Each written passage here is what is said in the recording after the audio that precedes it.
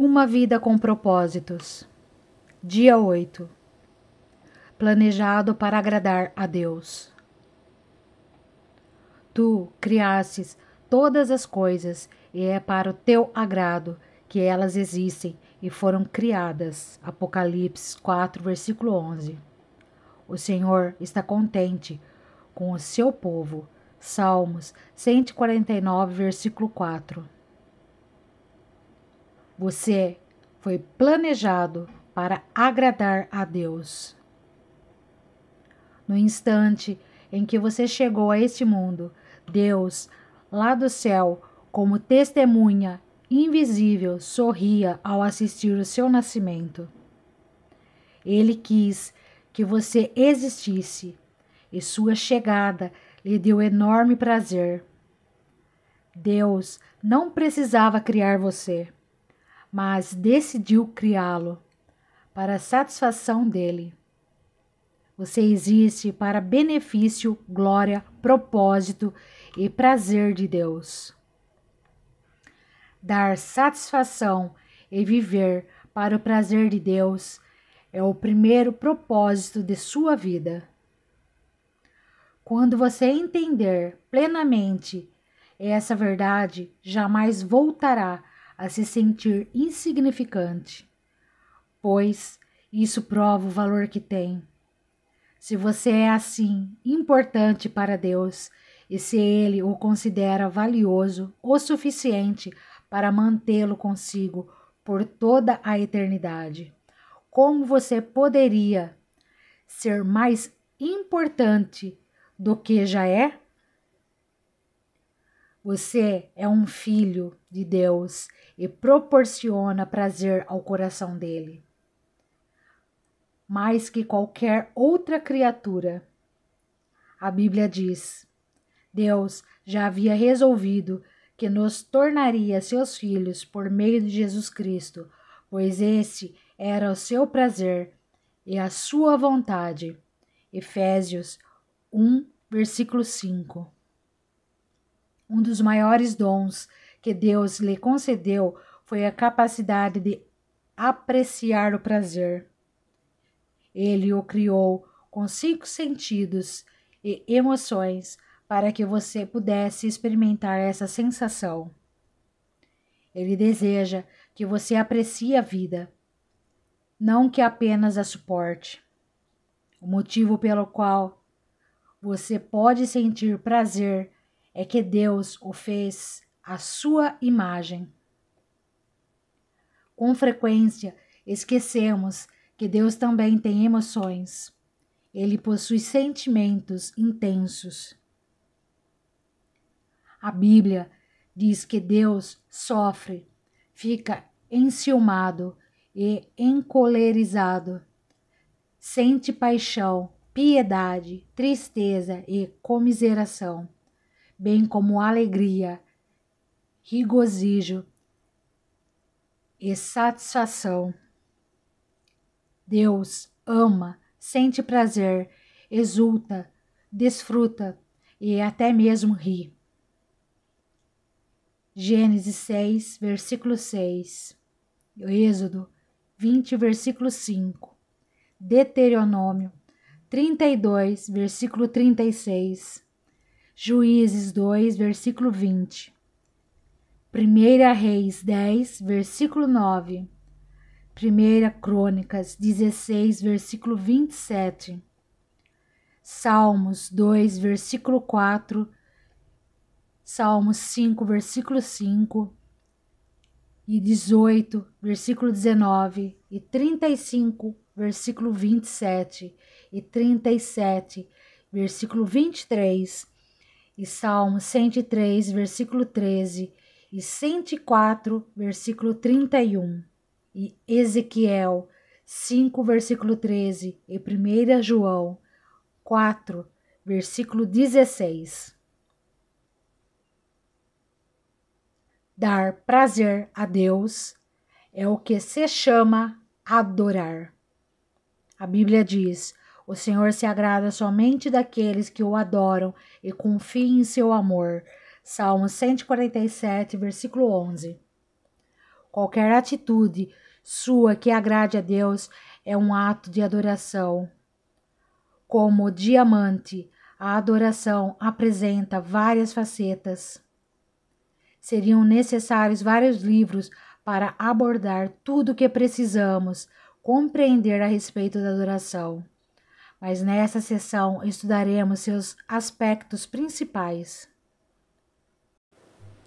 Os antropólogos perceberam que a adoração é um impulso universal, estabelecido por Deus na estrutura de nosso ser, uma necessidade intrínseca de nos ligarmos a Ele. Adorar é tão natural quanto comer e respirar. Quando não conseguimos adorá-lo, achamos um substituto, ainda que no fim sejamos nós mesmos. A razão pela qual o Senhor nos fez com esse desejo é que Ele anseia por adoradores. Jesus disse que o Pai procura adoradores. João 4, versículo 23. Dependendo de sua formação religiosa, pode ser que você precise ampliar sua compreensão do termo adorar. Você talvez vincule essa palavra a cultos na igreja em que haja cânticos, orações e pregação, ou visualize um cerimonial com velas e ceia, ou imagine curas, milagres e experiências arrebatadoras. A adoração pode incluir esses elementos, porém vai muito além dessas manifestações. Adorar é um estilo de vida. Qualquer atitude sua que agrade a Deus é um ato de adoração. A adoração é muito mais que música. Para muitos, adorar é apenas sinônimo de música. Eles dizem: em nossa igreja temos primeiro a adoração e depois a pregação. Esse é um grande mal entendido. Todos os momentos do culto são um ato de adoração. A oração, a leitura da Bíblia, os cânticos, a confissão de pecados, o silêncio, o ato de ouvir a pregação, fazer anotações para estudos posterior, ofertar o batismo, a ceia, assinar um cartão de compromisso e até mesmo cumprimentar outros adoradores. Na verdade, a adoração é anterior à música. Adão adorou no jardim do Éden, mas não há nenhuma menção à música até Gênesis 4, versículo 21. Com o nascimento de Jubal, se a adoração fosse somente música, então os que nunca se utilizaram da música jamais adoraram. Adoração é muito mais que música. Mais grave é quando se utiliza o termo adoração em alusão a um estilo musical específico. Primeiro, cantamos um hino, depois uma canção de louvor e adoração. Ou, gosto das canções de louvor mais rápidas, porém prefiro as canções de adoração mais lentas.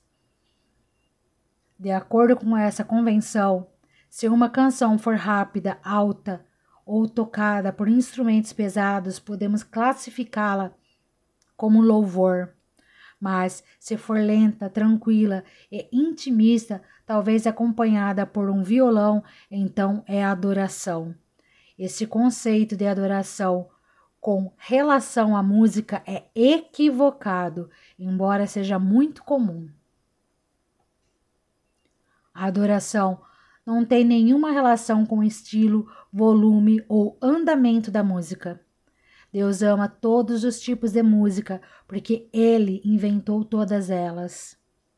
Rápidas e lentas, altas e suaves, antigas e modernas. É provável que você não goste de todas, mas Deus, sim. se são oferecidas ao Senhor em espírito e em verdade, então são um ato de adoração.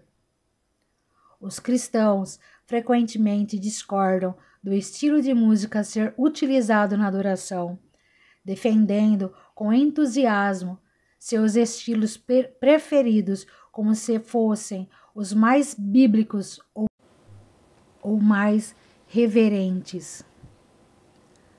Mas não existe um estilo bíblico. Não existem notas musicais na Bíblia. Hoje, nem mesmo temos os instrumentos utilizados nos tempos bíblicos. Para ser sincero, o estilo musical que você prefere diz mais sobre você, sua formação e personalidade do que sobre Deus.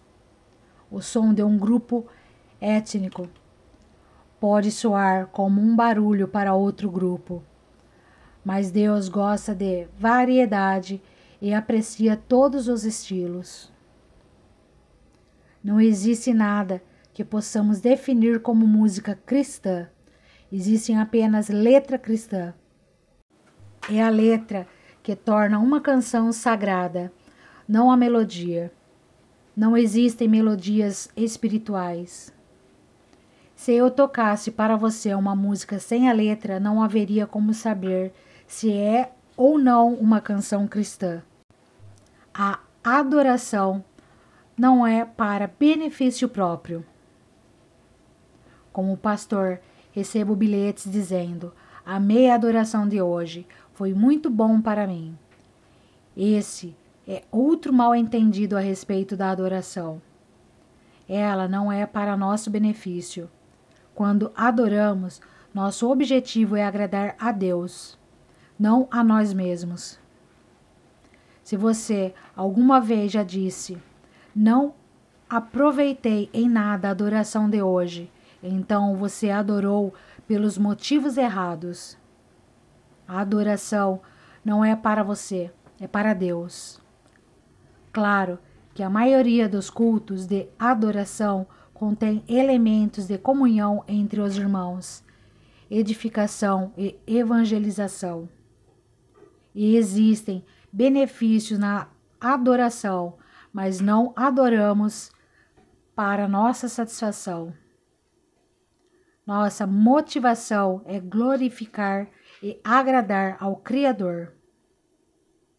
No capítulo 29 de Isaías, Deus reclama de uma adoração hipócrita e sem entusiasmo. O povo estava oferecendo a Deus orações repetitivas, louvor falso, palavras vazias e rituais humanos, sem que o significado fosse levado em consideração.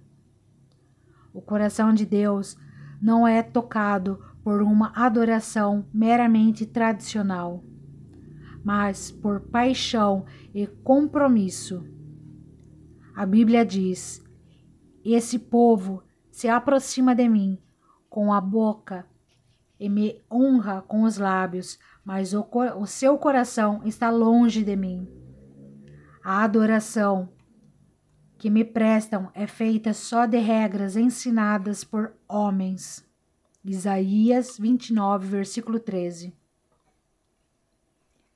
A adoração não é parte de sua vida, é sua vida. A adoração a Deus não se limita aos cultos na igreja, pois nos foi dito: estejam sempre na sua presença. Salmo 105, versículo 4. E cantem glórias e louvem ao Senhor, desde o nascer até o pôr do sol. Salmo 113, versículo 3. Na Bíblia, as pessoas louvavam a Deus no trabalho, em casa, na batalha, na prisão e até mesmo na cama. Louvar deve ser sua primeira atividade assim que abrir os olhos pela manhã, e sua última atividade ao fechá-los à noite. Salmos 5, versículo 3, 63, versículo 6, 119, versículo 62 e 147. Davi disse: Eu darei graças ao Senhor o tempo todo. Minha boca sempre o louvará. Salmos 34, versículo 1. Cada atividade pode ser transformada em um ato de adoração, quando realizada para louvar, glorificar e agradar a Deus. A Bíblia diz: Assim, quer vocês comam, bebam ou façam qualquer outra coisa, façam tudo para a glória de Deus. 1 Coríntios 10, versículo 31. Lutero disse: Um ordenhador pode tirar o leite das vacas para a glória de Deus. Como é possível fazer tudo para a glória de Deus? Fazendo tudo como se estivesse fazendo para Jesus e mantendo uma conversa contínua com Ele durante a atividade. A Bíblia diz: tudo o que fizerem, façam de todo o coração, como para o Senhor e não para os homens. Colossenses 3, versículo 23. Este é o segredo de um estilo de vida em adoração. Fazer todas as coisas como se fossem para Jesus. A Bíblia diz: Portanto, com a ajuda de Deus, quero que vocês façam o seguinte: entreguem a vida cotidiana, dormir, comer, trabalhar, passear, a Deus, como se fosse uma oferta. Romanos 12, versículo 1. O trabalho torna-se adoração quando você o dedica a Deus e o realiza consciente de sua presença. Logo que me apaixonei por minha esposa, pensava nela o tempo todo. No café da manhã, dirigindo para a escola, assistindo às aulas, na fila do supermercado, abastecendo o carro. Eu não conseguia parar de pensar nessa mulher. Constantemente, falava comigo mesmo a respeito dela e ficava pensando nas coisas que eu mais amava nela. Isso me fazia sentir perto de Kay, mesmo quando estávamos separados por vários quilômetros de distância e frequentávamos faculdades diferentes. Pensando nela constantemente, eu estava permanecendo no seu amor. A verdadeira adoração reside nisto, apaixonar-se por Jesus. Dia 8. Pensando sobre meu propósito de vida. Tema para reflexão. Fui planejado para agradar a Deus. Versículo para memorizar. O Senhor está contente com o seu povo. Salmos 149, versículo 4. Pergunta para meditar. Que tarefa simples eu poderia começar a fazer como se fosse diretamente para Jesus?